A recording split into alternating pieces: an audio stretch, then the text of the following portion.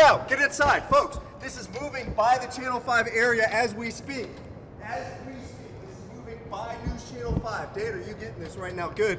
All right, folks, you need to head to your safe place. This tornado is on the ground. It is moving right by Channel 5 as we are getting close to a direct hit at the TV station. If you can still hear me, that is a tornado. Power flashes around First Tennessee Park right now. This is live view 2 as this moves through the parking lot of Channel 5. This is a direct hit. This is the inside of the tornado right now. If you are with Dan Blummel and I, this is the tornado. It is hitting Channel 5 as we speak.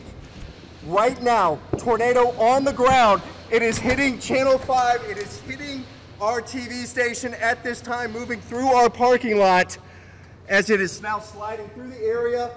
A very large tornado that was moving through the area, very wide tornado base right now. As Dan Blummel and I continue at a safe distance, but we have seen a number of power flashes with this particular tornado right now as we continue to watch it. And of course, it continues to slide off to the east. You need to be in your safe place right now. This is on the ground. If you can still hear me, you just witnessed live as Channel 5 was directly hit by a tornado.